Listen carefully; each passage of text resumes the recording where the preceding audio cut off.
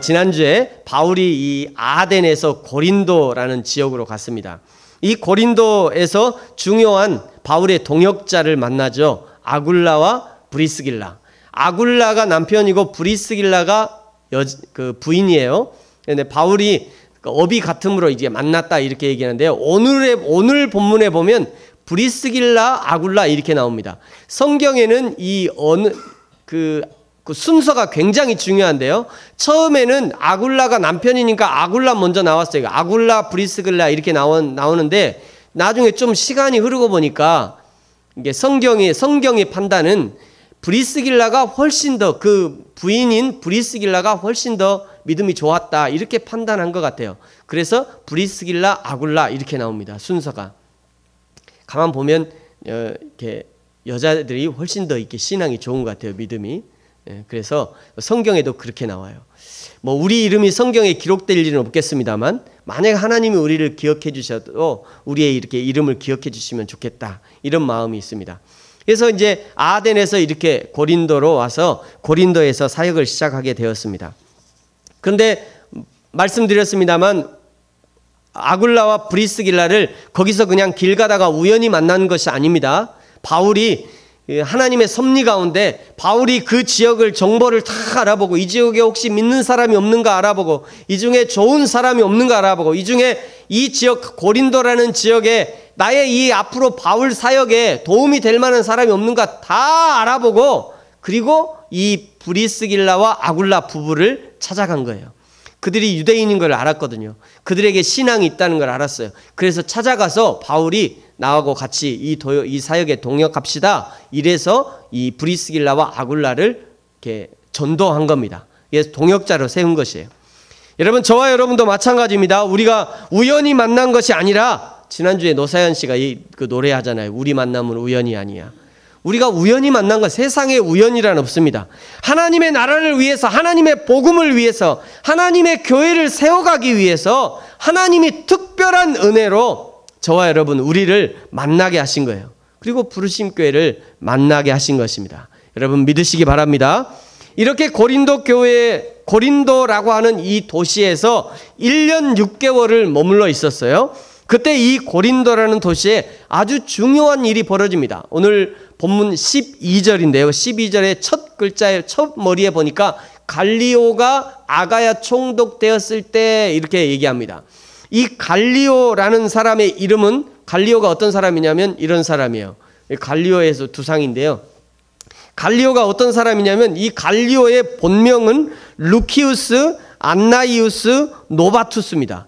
이게 본명이에요. 이게 본명인데 이 사람이 어릴 때 당시에 유명한 수학자이자 철학자였던 갈리오라고 하는 그 집안으로 이렇게 입양을 가게 돼요. 그때 이게 입양 간 사람이 누구냐면 유니우스 갈리오라는 사람입니다. 유니우스 갈리오라는 사람의 집으로 입양이 가가지고 거기서 이름이 바뀌어요. 이렇게 루키우스 안나이우스 갈리오. 어렵죠? 루키우스 안나이우스 갈리오. 그러니까 원래는 노바투스라는 가문의 아들이었는데 입양을 가가지고 갈리오라고 이름이 바뀌게 돼요. 당시에는요, 자기가 자녀를 낳는데 이 자녀를 내가 공부를 더 좀 시켜갖고 얘를 좀 출세시켜야겠다라고 하면 유명한 집에 입양을 보내는 것이 일반적으로 그런 일들이 많이 있었다고 그래요. 또 입양을 받는 사람도 딱 보고는 얘가 좀 공부 좀 하겠다, 얘가 좀 잘 키우면 잘 되겠다라고 하면 입양을 쉽게 받아들였다고 합니다. 그래서 출세하려면 기본적으로 수사학이 뭐냐면 사람들을 설득하는 기술이에요. 그래서 수사학을 공부하고 또 철학을 공부해야 되는데요. 결국 이 갈리오라는 사람이 수사학과 철학을 공부해서 당시에 출세를 하게 됩니다. 그래서 오늘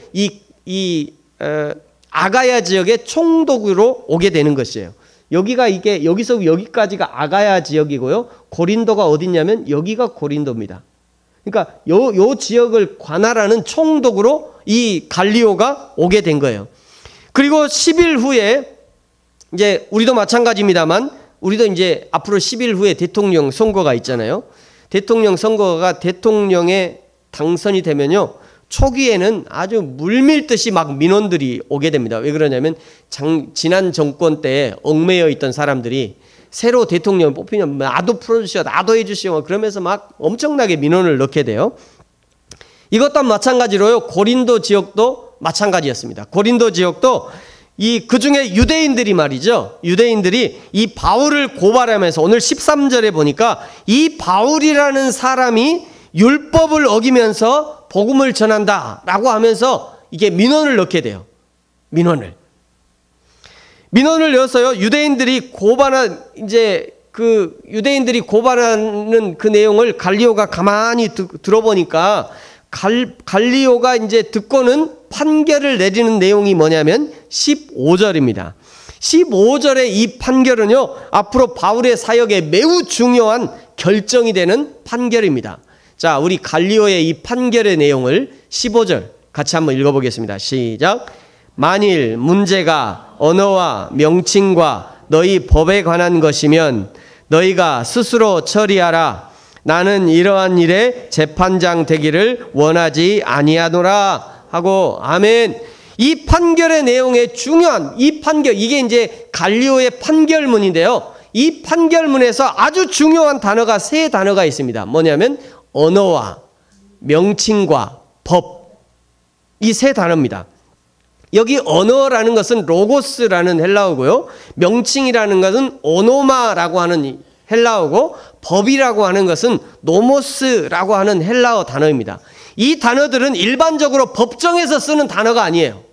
법정에서 쓰는 단어가 아니라 극히 철학적이고 수사학적인 단어라고 합니다. 갈리오가 이 총독이 되기 전에 수사학의 대가의 집에 입항이 되어서 거기서 수사학을 배웠잖아요. 또 거기서 철학을 배웠어요. 그래서 그 자기가 배운 철학적인 단어 그리고 수사학적인 단어를 가지고 이 판결문에 사용하고 있는 거예요. 그리고 16절에 보면 그들을 법정에서 내쫓았다 이렇게 기록하고 있어요. 이 법정에서 내쫓았다 이 얘기는 이 항소를 기각했다 이런 의미입니다. 기각했다.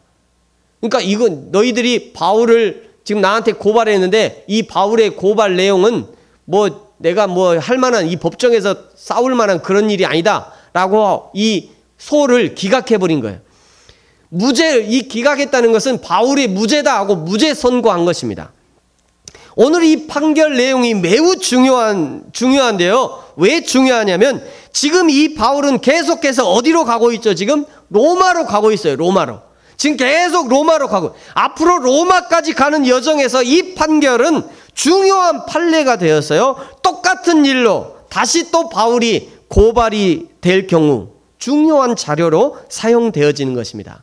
실제로요, 사도행전 25장에 가면 사도행전 25장 12절에 이런 말씀이 있어요. 베스도가 배석자들과 상의하고 이르되 내가 가이사에게 상소하였으니 가이사에게로 갈 것이니라 하니라. 여기 보니까 베스도가 배석자들과 상의했다라고 나오죠. 이 상의한 게 뭐냐면 그동안의 판례를 본 거예요. 이 바울이 이렇게 이 바울의 죄목과 같이 똑같이 상소가 돼가지고 어떻게 판결이 됐나 이거 베스도가 쭉 확인해 본 겁니다. 그때 이 고린도에서 바울이 재판을 받은 것이 참조가 되는 거예요. 그래가지고 이것은 내가 판결할 문제가 아니구나 라고 해서 이제 가이사에게 보낸 거예요. 가이사 이제 로마로 보내는 거죠. 여러분 누가 알았겠어요? 누가 알았겠습니까? 갈리오가 총독이 될 거를 누가 알았겠어요? 여러분 누가 알았겠어요? 이 갈리오의 판결이 나중에 사도 바울의 사역에 중요한 전환점이 될 줄을 누가 알았겠어요? 아무도 몰랐습니다. 예상도 못했지만 그러나 하나님은 이 모든 것을 계획하셨고 갈리오를 어릴 때 이방시키시고 교육받게 하셨고 바울이 고린도에 있는 그 시간에 아가야 지역의 총독이 되게 하셨고 정확한 기간에 무죄 판결을 내리게 하신 것이에요. 여러분 이것을 우리는 하나님의 섭리다 이렇게 얘기합니다. 따라서 해볼까요? 하나님의 섭리. 다시 한번요. 하나님의 섭리. 여러분 누가 알았겠어요? 저와 여러분이 부르신 교회를 섬기게 될 줄이야 누가 알았겠습니까? 누가 알았겠어요? 부르심 교회에서 어떤 사람은 세례를 받고 어떤 사람은 직분을 받고 어떤 사람은 예배하며 하나님을 알아가고 어떤 사람은 이 모든 것이 그저 내가 우연히 우연히 길 가다가 그 교회 보고 왔지. 우연히 누가 나를 전도해갖고 이 교회 왔지. 그냥 우연히 인터넷 검색하다가 이 교회 보고 왔어. 그렇게 얘기할 수도 있겠습니다만, 그러나 하나님의 뜻하심이 있는 일이었기에 그것이 가능했던 것이에요. 하나님의 뜻이 있었기에 저와 여러분이 오늘 만나고 있는 것입니다. 그러므로 사랑하는 성도 여러분, 오늘 우리에게 기회로 주신 이 섬김의 시간들을 소중히 여기시기 바랍니다. 오늘 하나님 앞에 쓰임받는 이 시간을 귀하게 여기시고, 기회가 있을 때마다 최선으로 쓰임받으시고, 기회가 주어졌을 때 최선으로 예배하고, 기회가 주어졌을 때 최선으로 헌신하는 저와 여러분이 되어지기를 예수님의 이름으로 축복합니다. 이렇게 1년 6개월을 고린도에서 머물다가요, 이제 수리아 지역으로 가야겠다라고 마음의 결정을 합니다. 여기 이제 수리아로 떠나가야겠다라고, 배를 타고 수리아로 가야겠다라고 하고 있죠. 그때 브리스길라와 아굴라, 처음에는 아굴라 브리스길라 이렇게 나왔던데 이제 이름이 바뀌었어요. 브리스길라 아굴라 이렇게 바뀌었습니다. 이게 요것만 봐도요, 뭐 이런 성경에 이런 얘기 있잖아요. 먼저 된 자가 나중되고 나중된 자가 먼저 된다. 우리는 아무도 몰라요. 지금은 그냥 허접하고 지금은 참 믿음도 없는 것 같은데, 근데 몰라요. 내일 하나님이 그 사람의 마음을 어떻게 변화시킬지, 그 사람의 믿음이 어떻게 변화될지 아무도 모르는 거예요. 우리 이렇게 알았겠어요? 아굴라가 늘 앞설 줄 알았지? 근데 성경은 브리스길라가 앞섰다고 이렇게 기록하고 있는 겁니다. 브리스길라와 아굴라도 이제 같이 동행하게 되는 게요. 수리아 지역이 어디냐면 여기가 수리아입니다. 요 지역이, 여기 이게 약간 초록색으로 있는 이 지역이 수리아 지역이에요. 예, 지금 고린도에 있는 거죠. 그래서 이 바울 일행이 이 고린도를 떠나서 이제 이렇게 해서 이렇게 이 수리아로 가야겠다, 안디옥으로 가야겠다라고 계획을 한 것입니다. 이렇게 본격적으로 이 수리아 지역으로 떠나기 전에 오늘 18절 하반절에 보면요, 바울이 일찍이 서원이 있으므로 겐그레아에서 머리를 깎았다 이렇게 기록하고 있어요. 겐그레아가 어디냐면요, 여기가 고린도였죠. 아덴에서 고린도 왔다가 겐그레아가 어디냐면 여기가 겐그레아입니다. 고린도는 이렇게 돌아가야 되니까 겐그레아로 와야 여기서 바로 이렇게 바다를 통해서 이제 안디옥으로 갈 수 있는 거예요. 그래서 고린도에서 겐그레아까지 와서 겐그레아에서 드디어 머리를 깎은 것이에요. 이 바울이 머리 깎은 일이 그냥 우리가 미용실에 가서 머리 깎는 그런 일이 아니라 유대인들에게는 매우 중요한 나시린의 서원과 연관이 되어 있습니다. 그래서 머리를 깎았다는 이 구절 앞에 어떤 구절이 있냐면요, 바울이 일찍이 서원이 있었으므로 이렇게 얘기하고 있어요. 바울이 일찍이 서원이 있었으므로 겐그레아에서 머리를 깎았다 이렇게 얘기합니다. 이 서원에 관한 것은요, 이 나시린의 서원은 민수기 6장에 나오는 이 나시린의 서원 규례를 얘기하는 것인데요, 이스라엘 백성들이 나시린으로 서원하면서 세 가지를 주의해야 합니다. 앞으로 나시린으로 살기 위해서는 세 가지 주의하는데, 첫 번째는 술을 먹어서는 안 돼요. 이스라엘 사람들은 술을 먹고 술에 취하면 하나님이 늘 주인이어야 하는데, 나시린이 술을 먹고 술에 취하면 누가 주인이 돼요? 술이 주인이 돼버려요. 나시린은 늘 하나님이 주인이어야 되는데 술을 먹는 순간 이제 술이 주인이 되어버리는 거예요. 그래서 술을 금지하는 것입니다. 술을 먹지 않으므로 창조주 하나님이 나의 주인이심을 삶으로 증명해내는 거예요. 두 번째, 나시린은요, 시체를 만져서는 안 됩니다. 시체는 사망의 결과이죠. 그렇죠? 사망하니까 시체가 생기는 거예요. 그러면 사망의 결과는, 사망은 왜 오는 거죠? 죄로 오는 거죠. 죄로. 그러니까 시체는 사망의 결과고, 사망이라는 것은 죄의 값으로 사망이 오는 것이에요. 죄란 하나님과 끊어진 결과인 거죠. 그죠? 하나님과 끊어져 있으니까 죄가 있는 겁니다. 그러므로 하나님의 구별된 백성 나시린은 이제는 죄와 사망의 문제와는 전혀 관계가 없다. 그것을 삶으로 나타내기 위해서 시체를 만지지 말라고 하는 겁니다. 세 번째, 나시린은요, 머리를 깎지 말아야 했습니다. 나시린의 서원이 끝날 때까지 머리를 깎지 않으면 머리가 자연적으로 쭉 길겠죠. 머리가 쭉 긴 그 긴 머리카락은 하나님의 권위에 순복한다는 의미가 있습니다. 그래서 고린도전서에 보면 여자들은 그 머리를 풀지 마라 얘기하기도 하잖아요. 근데 고린도 지역에서는 워낙 문제가 많은 지역이었어요. 그래서 이게 거기는 막 머리를 풀면서 이렇게, 그래서 이제 머리를 풀지 말라 얘기하는데, 여자들의 머리는 하나님의 권위를 상징합니다. 여자들의 머리가 예전에는 여자들의 머리가 길었죠. 그래서 여자들의 머리는 하나님의 권위에, 내가 그 권위에 순복합니다, 남편의 권위에 순복합니다, 이런 의미가 있었어요. 또 하나님으로부터 능력을 공급받는 표시로 머리를 쭉 길었습니다. 나시린으로 있는 동안은요. 바울이 왜 고린도에서 그러면 나시린의 서원을 했는가? 굳이 왜 고린도에 가서 내가 나시린으로 있겠습니다라고 서원을 했을까? 고린도의 상황을 보니까요, 유대인들은 복음을 전하는 바울 일행을 위협하고 협박하고 그 핍박을 가하기까지 하니까 이 지역에서 복음을 전하는 사역을 위해서는 하나님의 특별한 능력을 덧입을 필요가 있겠다 생각을 하고 나시린에 서원을 한 것입니다. 내가 하나님의 능력이 필요하구나 생각하고 하나님이 능력을 덧입기 위해서 하나님 제가 나시린으로 있겠습니다 라고 하면서 나시린에 서원을 한 것이에요. 그러면 바울이 전에 무슨 서원을 어떻게 했는가? 이것이 이제 우리가 지난주에 봤던 고린도에서 실라와 디모데가 들어왔을 때의 일인데요. 5절에 6절에 이렇게 말씀하죠. 실라와 디모데가 마게도냐로부터 와서 내려오매 바울이 하나님의 말씀에 붙잡혀 유대인들에게 예수는 그리스도라 밝히 증언하니 그들이 대적하여 비방하거늘 바울이 옷을 털면서 이르되 너희 피가 너희 머리로 돌아갈 것이요 나는 깨끗하리라. 이후에는 이방인에게로 가리라. 실라와 디모데가, 여기 보니까 실라와 디모데가 마게도냐로부터 와가지고요, 바울이 하나님의 말씀에 붙잡혀 유대인들에게 예수는 그리스도라 밝히 증언하니 그걸 본 거예요. 실라와 디모데가 오니까 바울이 그냥 신이 났죠. 동역자가 생겼으니까 얼마나 신났겠어요. 그래서 바울이 아주 그냥 강력하게 복음을 전했습니다. 그랬더니 그 지역에 있는 그 지역에 있는 이 고린도에 있는 유대인들이 바울과 실라를 막 핍박한 거예요. 그 중에서도 바울을 핍박했겠죠. 고린도 사람들은요, 지금까지 황제가 메시아야 라고 인사하면서 살았어요. 또 유대인들은 뭐라고 했나요? 예수는 갈릴리 총구석에서 나와서 자신이 하나님이라고 주장하다가 십자가에 달려서 죽었어. 어떻게 그런 자가 메시아냐? 이러면서 핍박한 겁니다. 비방하면서 핍박한 거예요. 사람들이 일제히 일어나서 바울을 대적하고 비방한 것입니다. 그래서 거기서 바울이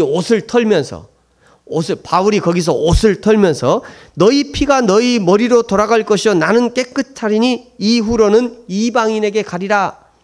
이렇게 여기서 다짐을 하고 여기서 서원을 한 겁니다. 하나님 제가 이제는 이방인을 향해서 복음을 전하겠습니다. 이것이 바울의 서원 내용이었어요. 나는 이미 너희들에게 복음을 전하려 했지만 너희들이 복음을 받아들이지 않으니 나는 이제 고린도 지역에서는 유대인들에게 복음을 전하지 않고 오직 이방인들에게만 복음을 전하겠다. 이것을 하나님 앞에 서원한 거예요. 이때 서원을 하고 지난 1년 6개월 동안 고린도에 머물면서 유대인들에게 복음을 전하지 않고 오직 이 고린도에 사는 이방인들에게 복음을 전했던 것입니다. 그러다가 이제 이 고린도 지역을 떠나게 된 거예요. 1년 6개월 거기 있다가 이제 고린도 지역을 떠나게 된 거죠. 그러면서 이 서원이 마무리가 되었다. 내가 지난 1년 6개월 동안 하나님 앞에 이 나시린의 서원을 다 지켰다. 이런 징표로 드디어 머리를 깎게 되는 거예요. 왜요? 나시린으로 있을 동안은 머리를 못 깎았잖아요. 그러니까 이제 내가 나시린의 그 서원을 다 지켰으니까 이제 겐그레아 가서 머리를 깎고 가는 겁니다. 고린도에서 유대인들에게 복음을 전하지 않겠다는 이 서원이 마무리되었으니까 이제 에베소 지역으로 가면 마음껏 복음을 전할 수 있는 거예요. 19절에 보면요. 그래서 에베소에 와서 그들이 거기 머물게 하고 자기는 회당에 들어가서 유대인들과 변론했다는 것이 유대인들에게 복음을 전했다, 이런 얘기예요. 여러분, 우리는 여기서요 바울의 태도에 주목해야 됩니다. 바울이 나시린의 규례를 거기서 서원했다, 이것이 중요한 게 아니라 바울의 태도가 변하고 있다는 것을 우리가 주목해야 되는 거예요. 고린도에서는요, 이방인들에게 복음을 전하기 위해서 서원을 하면서까지 이방인들에게 복음을 전했고, 이제 에베소로 가면서 거기서 다시 유대인들에게 복음을 전하기 위해서 겐그레아에서 머리를 깎은 겁니다. 이전에 바울은 어땠습니까? 여러분 기억하십니까? 이전에 함께 전도 여행을 떠났던 마가가요, 그 험난한 그 1차 전도 여행 때 마가가 가다가 그 험난한 산맥 앞에서 아유 나는 더 이상 못하겠어요 하고 돌아가 버렸잖아요. 바나바의 생질이 나 저 산을 넘어서 복음을 전하러 갈 거면 나는 더 이상 못해요. 그리고 돌아가 버렸어요. 그리고 나서 다시 바나바가 그 마가 2차 전도여행 때 마가하고 같이 갑시다 그랬더니 절대 못한다. 마가 그놈이 나랑 같이 가다가 도망가 버렸지 않냐. 어떻게 내가 걔랑 같이 가냐. 난 절대 못 가. 바울이 난 절대 못 간다고 바울이 그랬었잖아요. 이런 전도에 대한 신념과 원칙이 있던 사람이에요. 바울이 말이죠. 그런 그가 이제 중요해요. 그런 그가 1차 전도여행 그리고 2차 전도여행 막바지에서 전도와 하나님의 일에 대한 태도가 지금 변하고 있는 거예요. 태도가. 하나님이 바울을 유용하게 쓰시기 위해서 대쪽 같은 바울을 유연한 사람으로 변화시키고 있는 것입니다. 고린도전서 9장에 보면요. 고린도전서 9장에 보면 이런 말씀이 있어요. 내가 모든 사람에게 자유로우나 스스로 모든 사람에게 종이 된 것은 더 많은 사람을 얻고자 함이라. 유대인들에게 내가 유대인과 같이 된 것은 유대인들을 얻고자 하며 율법 아래에 있는 자에게는 내가 율법 아래에 있는 자가 아니나 율법 아래에 있는 자같이 된 것은 율법 아래에 있는 자들을 얻고자 함이라. 21절 율법 없는 자에게는 내가 하나님께는 율법 없는 자가 아니요 도리어 그리스도의 율법 아래에 있는 자나 율법 없는 자와 같이 된 것은 율법 없는 자들을 얻고자 함이라. 약한 자들에게 내가 약한 자와 같이 된 것은 약한 자들을 얻고자 하며 내가 여러 사람에게 여러 모습이 된 것은 아무쪼록 몇 사람이라도 구원코자 함이라. 내가 복음을 위하여 모든 것을 행함은 복음에 참여하고자 함이라. 여러분 바울이 유대인에게는 유대인처럼 행동을 했대요. 왜 그랬나요? 바울이 유대인에게는 유대인같이 행동을 했어. 왜요? 유대인을 얻고자 해서. 때로는요, 율법 없는 이방인처럼 행동을 했대요. 왜 그랬어요? 이방인을 얻고자 해서. 때로는요, 약한 자에게는 약한 자와 같이 되었대요. 자기 자신이 약한 자 같이 된 거예요. 왜 그랬을까요? 약한 자를 얻기 위해서. 내가 여러 모습이 된 것은 내가 배알이 없어서가 아니라, 내가 신념이 없어서가 아니라, 내가 지조가 없어서가 아니라, 아무쪼록 몇 사람이라도 구원하고자 하기 위해서 내가 그렇게 되었다. 내가 그렇게 했다. 이렇게 얘기하는 것입니다. 여러분, 이것이 사람을 대하는 바울의 태도였어요. 이전에는요, 나랑 마음이 안 맞으면 절대 못 가. 마가 그랬잖아요. 내가 절대 못 간다 이랬는데 이제는 누구하고도 함께 갈 수 있는 그런 사람이 된 거예요. 이전에는 나랑 마음이 안 맞으면 내가 절대 못 했는데 이제는 나랑 마음이 안 맞아도 주의 복음을 위해서, 하나님의 나라를 위해서 이제 누구하고도 같이 갈 수 있는 그런 사람이 된 것이에요. 여러분, 대쪽 같은 사람 좋지요. 여러분, 대쪽 같은 사람 얼마나 좋습니까? 그러나 때로는 갈대와 같은 사람도 필요한 것이에요. 교회에 대쪽 같은 사람만 있으면 다 말라 죽고 말아요. 여러분, 담양에 중록원 가보셨어요? 중록원에 가보면요, 그 대나무 사이사이에 가끔 소나무나 떡갈나무 이런 게 서 있어요. 소나무가 서 있다니, 그 대나무 죽순 그 사이에. 근데 그거요, 곧 말라 죽습니다. 왜요? 거기서는 대나무 아니면 못 살아요. 말라 죽고 말아요. 여러분, 교회는요, 마치 이 동산 같습니다. 우리 집 뒷뜰에 있는 뒷동산 같아요. 뒷동산. 때로는 잡목처럼 보이기도 하고, 때로는 쓸모없는 잡초처럼 보여도 그 모든 것이 잘 자라야 아름다운 동산이 되는 거예요. 그래야 가을에 이렇게 아름다운, 색깔이 잘 안 보입니다만은 이렇게 아름다운 단풍 든 산을 구경할 수 있는 것이에요. 사랑하는 성도 여러분, 저와 여러분이 대쪽 같은 성품만 자랑하지 말고 때로는 복음을 위해서 휘어질 줄도 아는, 때로는 한 사람을 위해서 나의 대쪽 같은 것도, 대쪽 같은 성품도 버릴 줄도 알고, 그런 유연한 사람, 그런 유용한 사람이 되어지기를 예수님의 이름으로 축복합니다.